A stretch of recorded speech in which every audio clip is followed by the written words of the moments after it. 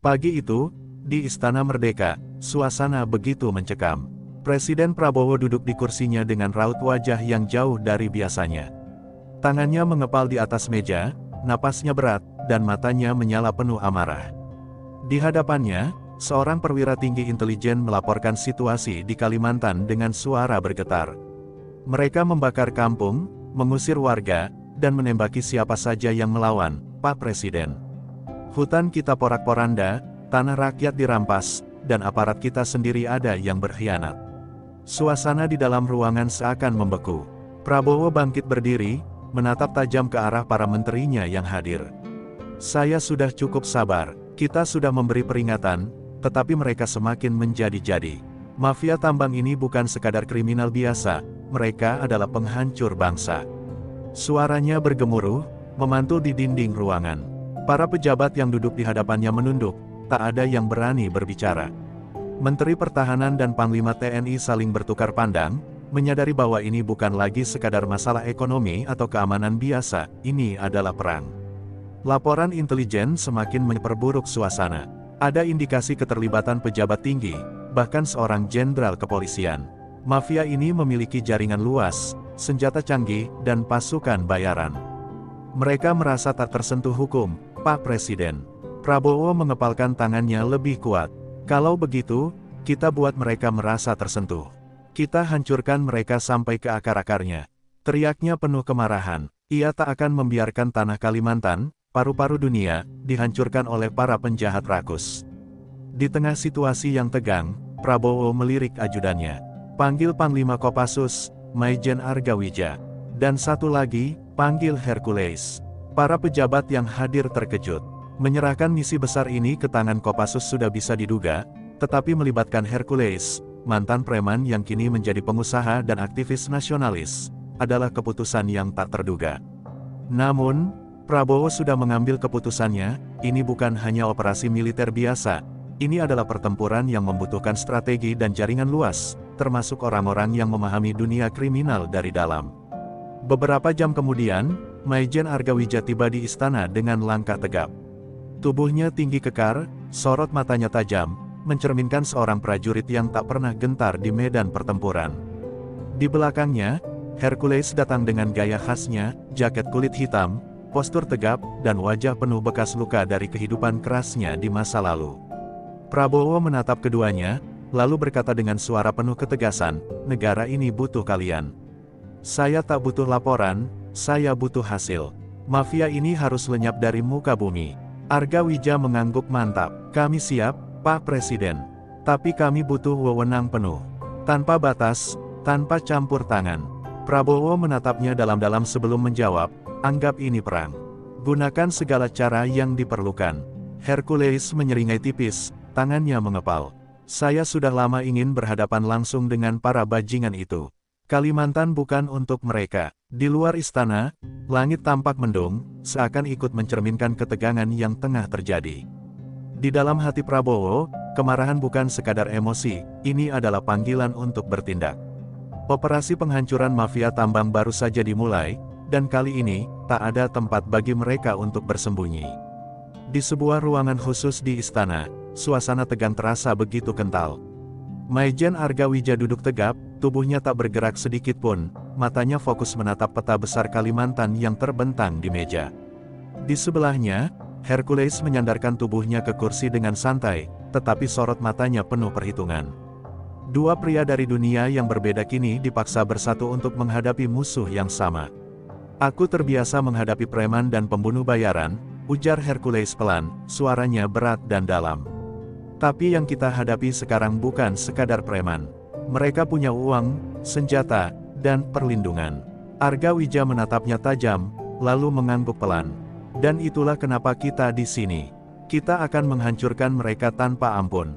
Hercules menyeringai tipis, matanya berbinar penuh gairah perang. Aku suka orang yang berpikir simpel.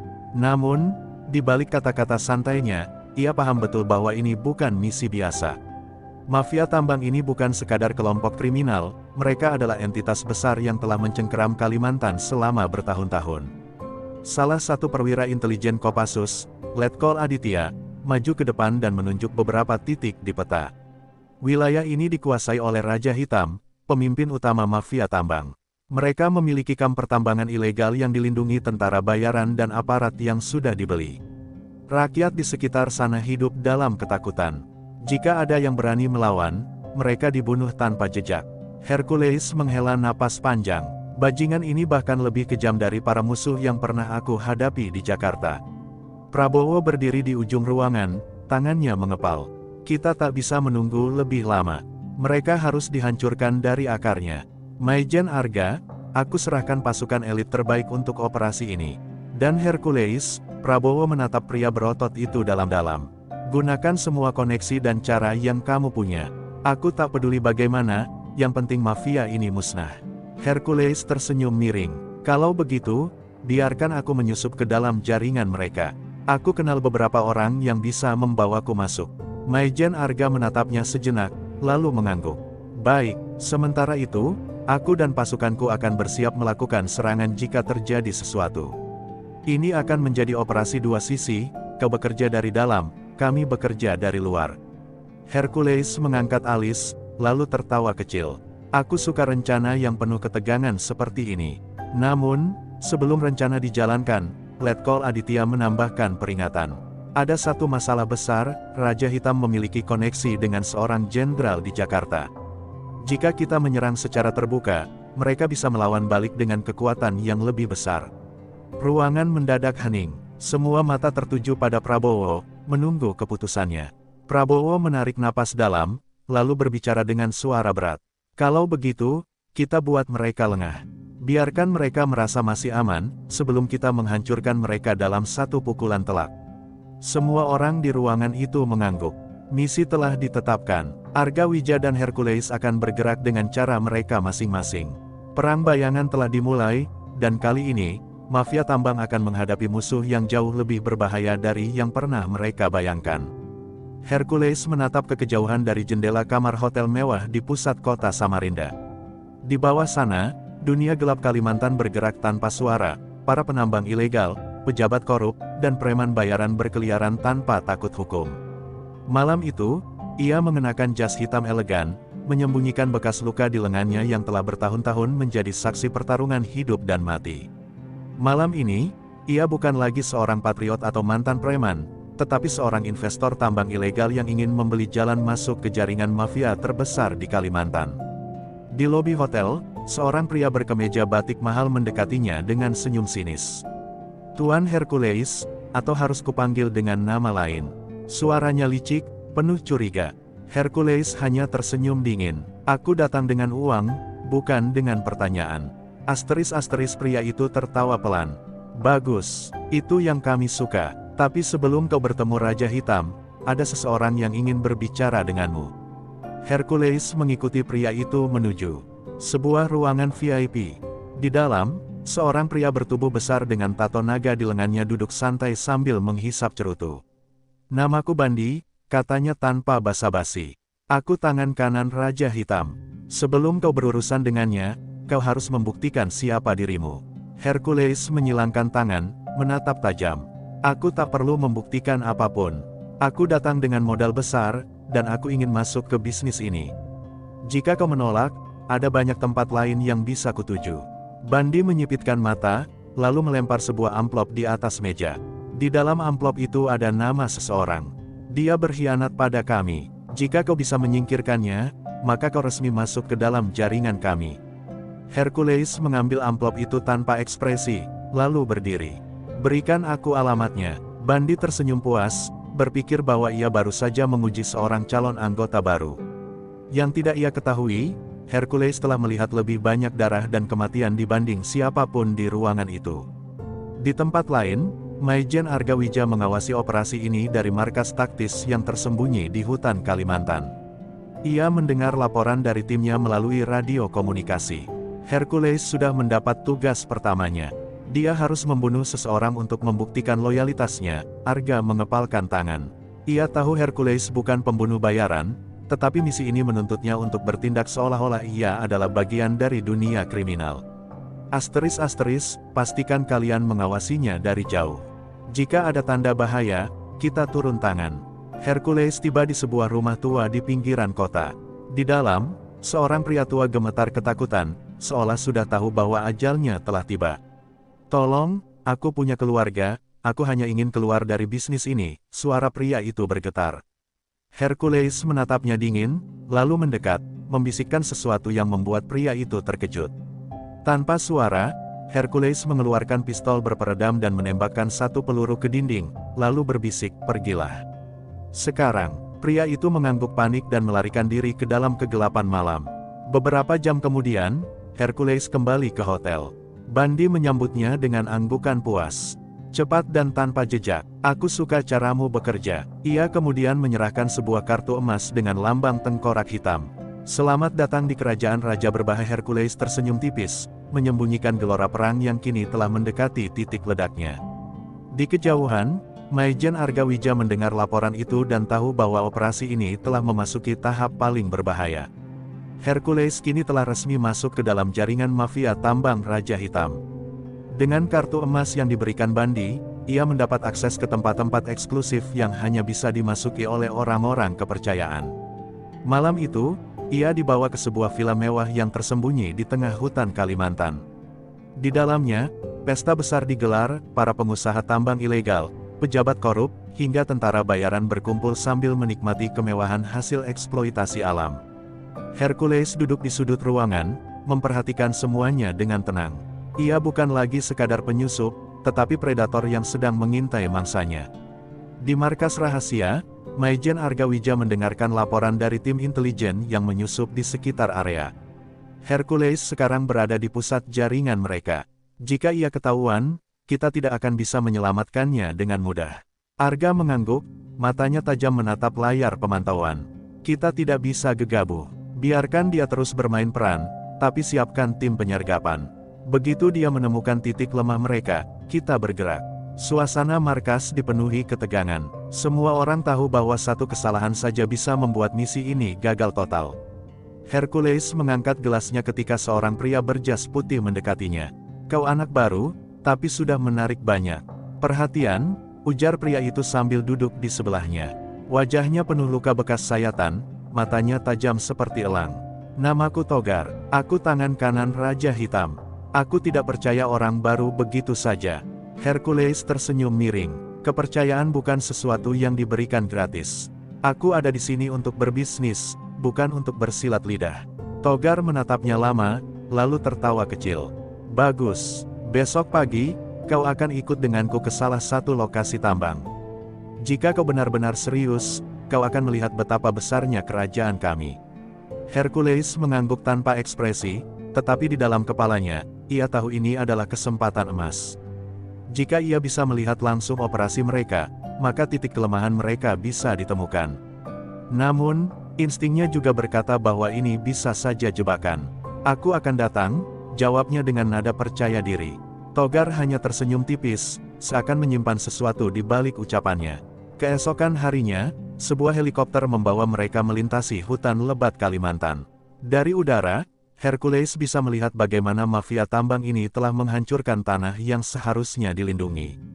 Sungai-sungai yang dulunya jernih kini berubah keruh akibat limbah, hutan-hutan yang lebat kini menjadi lahan gersang dengan alat-alat berat yang terus bekerja tanpa henti. "Ini adalah mesin uang kami," ujar Togar dengan bangga. "Tidak ada yang bisa menghentikan kami. Bahkan pemerintah pun tak berani bertindak." Hercules menatap pemandangan itu dengan rahang mengeras, menahan amarahnya.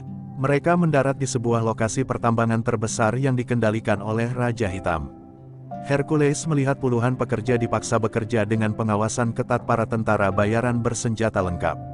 Ada yang masih remaja, ada pula yang sudah tua, namun semuanya terlihat lelah dan ketakutan. "Jika ada yang mencoba lari, mereka akan mati," kata Togar dingin. Hercules mengepalkan tangannya di balik saku jaketnya. "Kejahatan ini harus dihentikan," pikirnya dalam hati.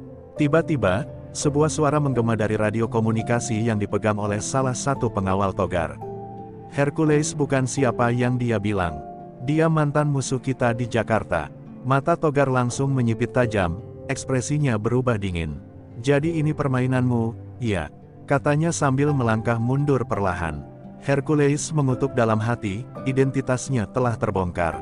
Dengan cepat, ia meraih pistol dari pinggang seorang pengawal, menembakkan peluru ke udara untuk menciptakan kekacauan. Sekarang atau tidak sama sekali, pikirnya, sebelum melompat ke balik kendaraan tambang, bersiap untuk bertempur demi nyawanya. Di kejauhan, Maijen Argawija menerima kode darurat dari timnya. Hercules dalam bahaya. Tim penyergapan, bersiap. Kita bergerak sekarang. Helikopter tempur mulai bergerak dari markas, membawa pasukan elit Kopassus ke garis depan. Pertempuran telah dimulai, dan dalam hitungan menit, Kalimantan akan berubah menjadi medan perang. Peluru pertama meledak di udara, diikuti rentetan tembakan dari para pengawal Togar. Hercules berlari zigzag, meluncur di balik kontainer logam untuk berlindung. Jantungnya berdegup kencang, bukan karena takut, tetapi karena adrenalin yang membakar tubuhnya. Brengsek, mereka terlalu cepat menyadari, pikirnya. Para tentara bayaran mulai mengepung, sementara Togar berteriak lantang, tangkap dia hidup-hidup. Aku ingin tahu siapa yang mengirimnya. Di atas langit, helikopter Kopassus melaju cepat menembus awan. Target terdeteksi, lokasi tambang utama musuh dikonfirmasi. Suara operator terdengar di radio Maijen Argawija. Dengan ekspresi dingin, Arga mengangguk. Tim Alpha, kalian darat di titik selatan. Tim Bravo, kalian sergap dari udara. Tidak ada negosiasi, kita bersihkan tempat ini. Helikopter mulai menurunkan pasukan, senapan otomatis. Mereka siap membalas api yang sudah menyala. Di lapangan pertambangan, Hercules menembak seorang pengawal yang terlalu dekat, merampas senjatanya, lalu berlari ke arah menara kontrol. Ia tahu bahwa di sana ada panel komunikasi yang bisa ia gunakan untuk mengacaukan sistem keamanan. Namun, Togar tak membiarkannya lolos begitu saja. Bunuh dia sekarang, raungnya. Peluru menghujani jalan setapak yang dilalui Hercules, debu dan pecahan logam beterbangan ke udara. Sebuah granat dilemparkan ke arahnya. Dengan refleks cepat, Hercules melompat ke dalam lubang tambang tua yang sudah lama ditinggalkan. Tubuhnya menghantam tanah keras beberapa meter di bawahnya, membuatnya mengerang kesakitan. Sial, aku harus segera keluar dari sini. Napasnya memburu, tangan kanannya berdarah akibat gesekan dengan batu tajam. Sementara itu, pasukan Kopassus mulai menerobos pertahanan luar. Tim Alpha menghantam para penjaga dengan presisi, bergerak cepat seperti bayangan. Maijen Argawija turun langsung dari helikopter, wajahnya penuh fokus. Hercules masih hidup, kita harus menemukannya sebelum musuh lebih dulu menangkapnya. Dengan gestur tangan, ia memerintahkan beberapa pasukannya masuk ke dalam terowongan tambang untuk melakukan pencarian. Di dalam lubang tambang, Hercules merangkak perlahan, mencoba menemukan jalan keluar. Namun, suara langkah kaki berat terdengar dari belakangnya. Kau pikir bisa kabur semudah itu? Suara Togar menggema, membuat Hercules menegang. Pria bertato naga itu melompat turun ke dalam lubang dengan sebilah pisau besar di tangannya. Ayo, kita lihat siapa yang lebih kuat. Pertarungan pun dimulai. Togar menyerang lebih dulu, pisaunya berkelebat cepat. Hercules menghindar dengan susah payah, merasakan pisau itu hampir menggores kulitnya. Dengan satu gerakan cepat, ia menangkap tangan Togar, memutar lengannya, dan menghantamkan kepalanya ke dinding batu. Aku tidak punya waktu untuk permainan ini, geram Hercules. Namun, Togar hanya menyeringai, lalu meludahkan darah. Kau lupa satu hal, aku tak pernah bertarung sendirian. Dari balik kegelapan, dua tentara bayaran muncul, senapan mereka sudah terarah ke Hercules. Ia terkepung, napasnya berat, otaknya berpikir cepat. Apakah ini akhirnya? Namun sebelum peluru sempat dimuntahkan, ledakan besar mengguncang tanah. Terowongan berguncang hebat, dan suara ledakan itu disusul dengan pekikan radio di telinga Hercules. Kopassus sudah masuk, pertahanan musuh dihancurkan. Hercules tersenyum samar. Bantuan telah tiba, neraka hijau ini sebentar lagi akan menjadi kuburan bagi para mafia tambang. Debu dan asap memenuhi terowongan yang runtuh akibat ledakan. Hercules terbatuk, matanya menyipit menembus kegelapan. Ia merasakan panas darah mengalir di pelipisnya akibat benturan dengan bebatuan. Di seberangnya, Togar berusaha bangkit, wajahnya penuh luka. Brengsek, kau tidak akan lolos dari sini hidup-hidup, geramnya. Dari radio di telinga Hercules, suara Maijen Argawija terdengar tegas. Hercules, beri tanda lokasimu. Tim penyelamat sedang bergerak. Namun sebelum ia sempat menjawab, Togar kembali menyerang dengan pisau. Hercules menangkis dengan lengan kirinya, merasakan pisau itu menggores kulitnya. Dengan dorongan penuh tenaga, ia menghantam rahang Togar dengan sikunya, membuat pria bertato naga itu terhuyung ke belakang. Di atas permukaan, medan pertempuran semakin kacau. Pasukan Kopassus bertarung sengit melawan para tentara bayaran Raja Hitam. Dentuman granat dan tembakan otomatis menggema di tengah malam. Maijen Argawija, dengan senjata di tangan, memimpin serangan. "Bersihkan mereka semua, jangan beri mereka jalan keluar," teriaknya. Hercules yang masih di dalam terowongan tahu bahwa waktu semakin menipis. Ia melirik ke langit-langit tambang yang mulai retak akibat ledakan sebelumnya. Togar, yang sudah kehabisan tenaga, masih berusaha berdiri. "Kau pikir ini akhir dari kami? Raja Hitam punya kekuatan lebih besar dari yang kau bayangkan." Suaranya bergetar, tapi matanya masih dipenuhi kebencian. Hercules tidak menjawab. Ia menendang dada Togar sekuat tenaga hingga pria itu terlempar ke belakang, menabrak bebatuan. Tiba-tiba, suara gemuruh terdengar semakin keras, atap terowongan mulai runtuh. "Sial, aku harus keluar dari sini." Dengan cepat, ia mengambil radio dan berteriak, "Arga, aku terjebak di bawah. Aku butuh jalan keluar sekarang." Maijen Argawija mendengar sinyal darurat itu dan langsung bergerak. "Tim Bravo, ledakan jalur utama tambang. Kita buat jalan keluar untuk Hercules." Dalam hitungan detik, sebuah ledakan besar menciptakan lubang di salah satu sisi tambang. Hercules melihat cahaya dan tanpa ragu berlari ke arahnya. Di belakangnya, Togar yang sudah sekarat hanya bisa tertawa lirih sebelum akhirnya tertimbun reruntuhan. Begitu Hercules keluar dari terowongan, ia langsung disambut oleh pasukan Kopassus. Maijen Argawija menepuk pundaknya dengan keras. "Kau benar-benar seperti kecoa, susah mati," katanya dengan nada bercanda, meskipun matanya penuh rasa lega. Hercules hanya tersenyum lelah. "Aku tidak akan mati sebelum melihat Raja Hitam tumbang." Sementara itu, di tempat yang jauh dari pertempuran, seorang pria berjas hitam berdiri di depan jendela sebuah gedung pencakar langit.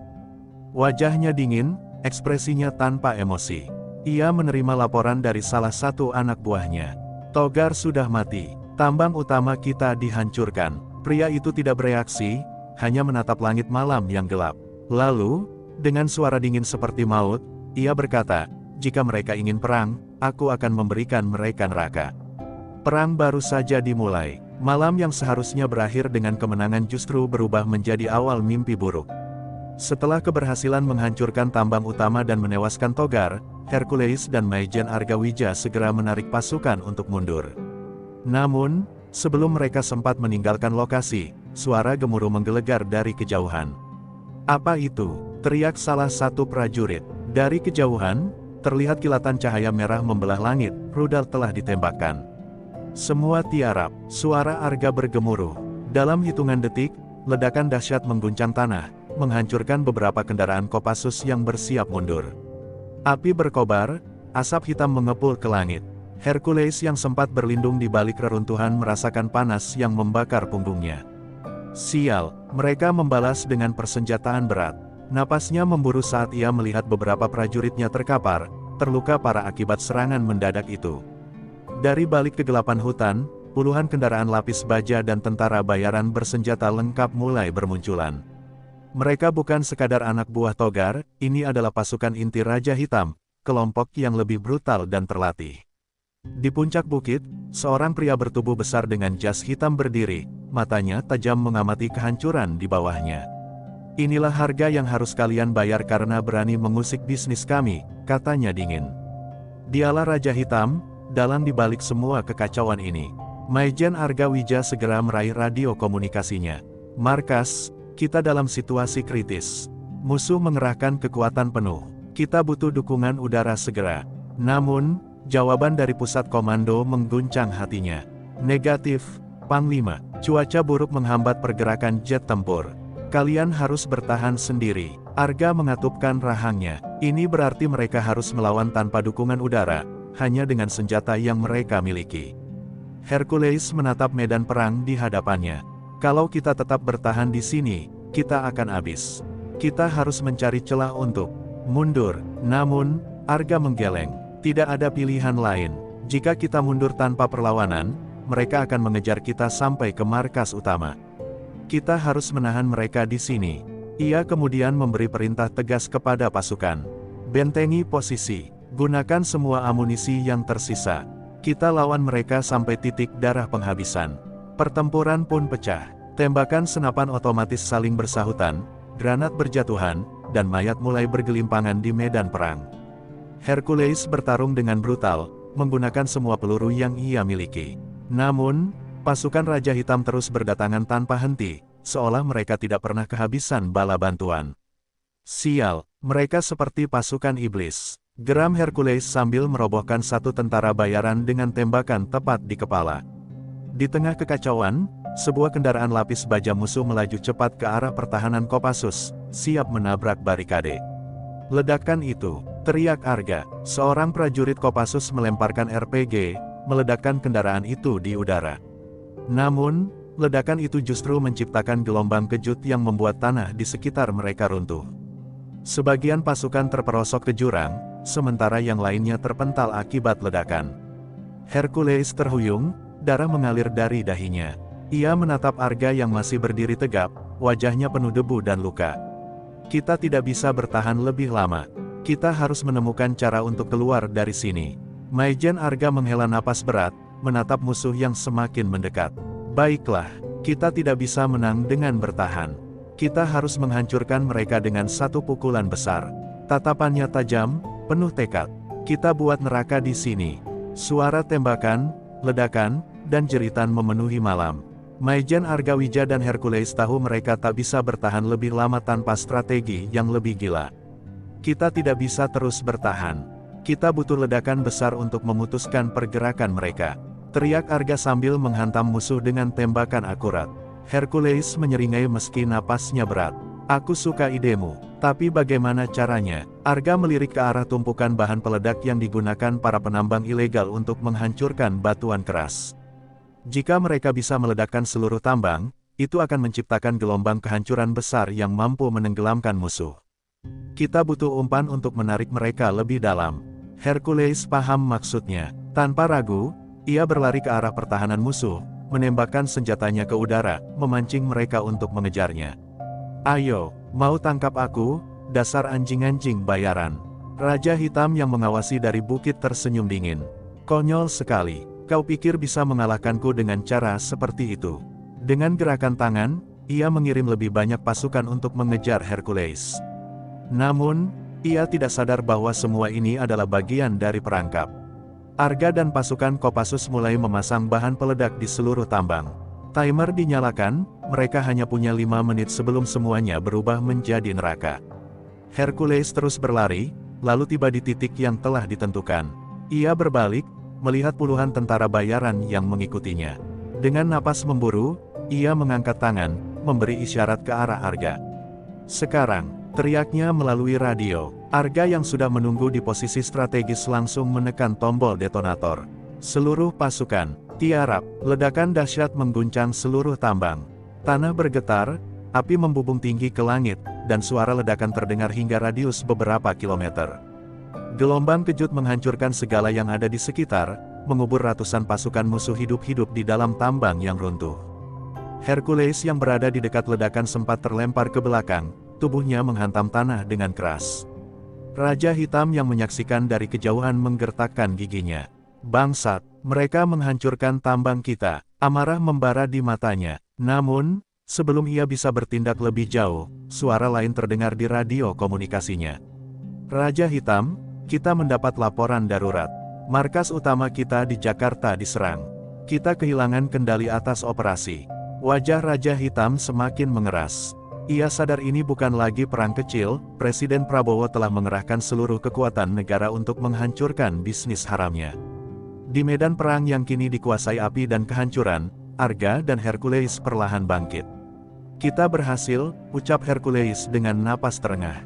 Arga menepuk pundaknya, ini belum selesai. Raja Hitam masih hidup, dan kita harus mengakhirinya sebelum ia bisa membangun kembali kejayaannya. Mata mereka saling bertemu, penuh tekad yang sama. Sementara itu, di tempat lain, Raja Hitam masuk ke dalam helikopternya, menatap kehancuran tambang yang dulu menjadi sumber kekayaannya. Ia menarik napas dalam, lalu berkata dingin kepada anak buahnya. Beritahu semua orang, kita tidak akan kalah begitu saja. Siapkan pasukan kita di Jakarta. Aku sendiri yang akan membalas mereka. Pertempuran baru saja mencapai puncaknya. Balas dendam akan segera dimulai. Langit Jakarta dipenuhi helikopter tempur. Suara sirene meraung di seluruh penjuru kota. Presiden Prabowo berdiri tegap di ruang komando, matanya menatap layar besar yang menampilkan laporan intelijen. Raja Hitam sudah kehilangan tambangnya di Kalimantan, tapi kini ia membawa perang ke ibu kota, kata seorang ajudan dengan nada serius. Maijen Argawija dan Hercules baru saja tiba di Jakarta setelah pertempuran di Kalimantan. Mereka langsung menuju Istana Negara untuk briefing situasi. Raja Hitam tidak akan menyerah begitu saja. Dia kehilangan segalanya di tambang, dan sekarang dia akan mencoba merebut kekuasaan dengan kekuatan militer, kata Arga. Hercules mengepalkan tangannya. Kalau begitu, kita beri dia neraka terakhirnya di sini. Di sudut lain kota, kelompok elit Raja Hitam mulai bergerak. Puluhan kendaraan lapis baja dan ratusan tentara bayaran menyebar di berbagai titik strategis. Sasaran utama mereka, meruntuhkan pemerintahan dengan serangan besar-besaran. Tunjukkan pada mereka bahwa Jakarta bukan milik para politisi, tapi milik orang-orang yang berani mengambilnya, suara Raja Hitam terdengar dingin melalui radio pasukannya. Serangan pertama terjadi di sekitar Bundaran Hai. Ledakan dahsyat mengguncang pusat kota, menghancurkan beberapa gedung perkantoran. Pasukan TNI segera merespons, baku tembak pun terjadi di jalanan. Warga sipil berlarian mencari perlindungan, sementara pasukan Kopassus dikerahkan untuk menahan laju serangan. Mereka datang dari segala arah. Kita butuh lebih banyak pasukan di lapangan, teriak seorang komandan di radio. Arga dan Hercules bergerak cepat. Mereka memimpin satuan Kopassus ke titik-titik yang paling kritis. Jangan beri mereka celah untuk maju. Tahan garis pertahanan kita, perintah Arga lantang. Hercules, dengan gaya bertarung brutalnya, menembak dan menghajar lawan dengan tangan kosong. Ia merobohkan seorang tentara bayaran dengan satu pukulan keras ke tenggorokan. Ayo, ini Jakarta, bukan tempat kalian bermain-main. Di tengah kekacauan, Raja Hitam turun langsung ke medan perang. Ia mengenakan rompi anti peluru hitam, wajahnya tetap dingin meskipun di sekelilingnya penuh kehancuran. Ia berjalan santai di antara puing-puing, sambil tersenyum melihat pasukannya terus maju. Prabowo berpikir dia bisa menghentikanku. Kita lihat siapa yang bertahan paling akhir, katanya pelan. Namun, Presiden Prabowo sudah menyiapkan langkah terakhir. Dari atas gedung komando, ia menghubungi Arga dan Hercules melalui saluran khusus. Dengar baik-baik, ini bukan lagi pertempuran biasa. Aku beri izin penuh, habisi Raja Hitam dengan segala cara yang diperlukan. Suaranya penuh ketegasan. Ia tahu, inilah saatnya mengakhiri ancaman ini selamanya. Mendengar perintah itu, Arga dan Hercules bertukar pandang. Kita harus langsung menuju ke markas utama mereka. Kita potong kepala ular ini sekarang juga, kata Arga. Hercules tersenyum miring, menyiapkan senjatanya. Aku sudah menunggu momen ini. Saatnya membuat Raja Hitam menyesali keputusannya. Tanpa ragu, mereka bergerak menuju pusat kekuatan musuh. Pertarungan terakhir akan segera dimulai. Hujan turun deras membasahi Jakarta yang sedang dilanda perang. Langit kelam, cahaya petir sesekali menerangi kota yang dipenuhi kobaran api dan puing-puing kehancuran. Di tengah kekacauan itu, Maijen Argawija dan Hercules memimpin satuan Kopassus menuju markas utama Raja Hitam yang tersembunyi di sebuah gedung pencakar langit di pusat kota. Ini saatnya mengakhiri semua ini, ujar Arga dingin, matanya tajam menatap ke depan. Saat mereka mendekati gedung tersebut, puluhan tentara bayaran dengan persenjataan berat sudah bersiap mempertahankan markas terakhir Raja Hitam. Jangan beri mereka kesempatan, hancurkan semuanya, seru Hercules sebelum melempar granat ke arah musuh. Ledakan menggelegar, membakar kendaraan lapis baja mereka. Kopassus langsung menerobos masuk, menembaki lawan tanpa ampun. Pertempuran jarak dekat tak terhindarkan. Di lantai atas gedung, Raja Hitam menyaksikan pertempuran melalui monitor dengan ekspresi tenang. Ia tahu, ini adalah pertarungan terakhirnya. Mereka datang lebih cepat dari yang kuduga, gumamnya. Namun, ia tidak menunjukkan ketakutan. Sebaliknya, ia mengisi pistolnya, mengenakan rompi anti peluru, dan tersenyum dingin. Baiklah, Prabowo, mari kita lihat siapa yang bertahan sampai akhir. Satu persatu anak buah Raja Hitam tumbang di tangan Kopassus. Arga dan Hercules terus maju, menghancurkan setiap penghalang yang ada di hadapan mereka. Kita hampir sampai. Dia ada di lantai teratas, kata Arga sambil menembak dua musuh yang menghadang. Hercules menghantam pintu baja dengan bahunya hingga terbuka paksa. Mereka berdua berlari menaiki tangga, napas mereka memburu, adrenalin memuncak. Saat mereka sampai di lantai teratas, Raja Hitam sudah menunggu. Ia berdiri di dekat jendela besar yang menghadap kota Jakarta yang porak-poranda. Luar biasa, aku harus mengakui, kalian memang lawan yang tangguh, katanya sambil bertepuk tangan pelan. Arga mengangkat senjatanya, permainan sudah selesai, menyerahlah. Namun, Raja Hitam hanya tertawa kecil. Menyerah, itu bukan gayaku. Tiba-tiba, Raja Hitam mengangkat pistolnya dan menembak ke arah Arga. Namun, dengan refleks luar biasa, Arga menghindar dan membalas tembakan. Peluru mengenai bahu Raja Hitam, membuatnya terhuyung mundur. Hercules tidak membuang waktu, ia berlari dan menghantam Raja Hitam dengan pukulan keras yang membuatnya jatuh ke lantai. Kau pikir bisa lolos begitu saja? Hah! Geram Hercules. Raja Hitam terbatuk, darah mengalir dari mulutnya. Namun, ia masih tersenyum. Kalian pikir membunuhku akan mengubah segalanya? Dunia ini penuh dengan orang sepertiku. Setelah aku, akan ada Raja Hitam lainnya, ucapnya pelan. Arga mendekat, menatapnya tajam. Tapi tidak akan ada lagi kau. Dengan satu tembakan terakhir, Arga mengakhiri hidup Raja Hitam. Tubuhnya terkulai, matanya terbuka lebar, namun nyawanya telah lenyap. Hening, hanya suara hujan yang terdengar. Arga dan Hercules saling pandang sebelum akhirnya menghela napas lega. Ini akhirnya, kata Arga. Hercules mengangguk. Jakarta selamat, Indonesia selamat. Di kejauhan, suara sirene polisi dan helikopter mulai terdengar, tanda bahwa pertempuran telah usai. Presiden Prabowo menerima laporan kemenangan ini dengan ekspresi puas. Misi selesai, katanya tegas. Indonesia telah terbebas dari cengkeraman mafia tambang, dan era baru tanpa korupsi siap dimulai.